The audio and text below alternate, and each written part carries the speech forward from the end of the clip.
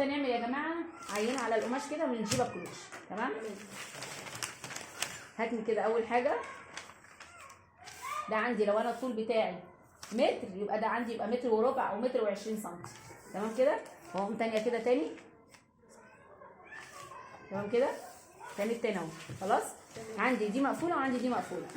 واقوم راجعه تانيه دي كده تاني 7 كده. 7 كده.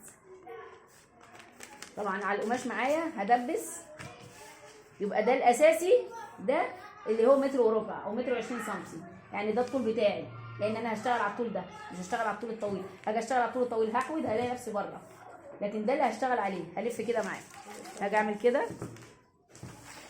لو انت لوحدك هتثبتي كده دي، هثبت دي كده بصباعي واقوم عامله دي كده. دي وصلت لحد كام؟ وصلت لحد 20. هبتدي امشي بيها كده لوحدي. وفوق الوسط برده نفس الطريقه، هشوف الوسط دورانه قد ايه وهقول لكم هتقسم ازاي. اول حاجه قسمنا الدوران ده كده، لو ما طلعتش معايا دوران يبقى انا الكلوش بتاعي غلط.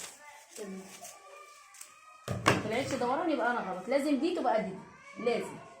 تمام كده. هاجي الوسط نفس الطريقه،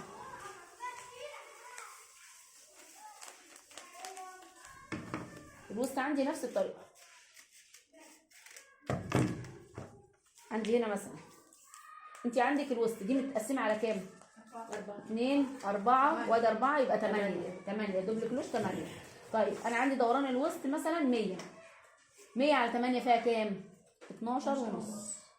يبقى انا هنزل كده 12 ونص، همسك ال 12 ونص كده وانزل بقى لحد كده، وهقوم معلمه من ناحيه منهم. تمام. واقوم ماسكه كده نفس الطريقه زي ما انا عملت، امسك كده دي كده اهي، وهبتدي ايه تلف كده معايا.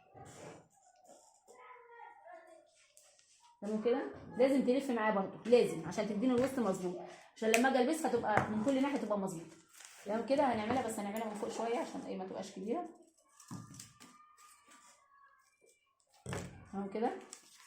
وافتحه كده ابص الاقي الجيبه معايا مقفوله من كل ناحيه، ولازم افرد الجيبه كده تديني دوران. ما ادتنيش دوران يبقى انا برضو غلط. تمام. تديني الجيبه كده اهو. تمام. هتلاقي على قد الوسط من فوق ونازله من تحت على واسع وفيها لولو من تحت. وصلت كده.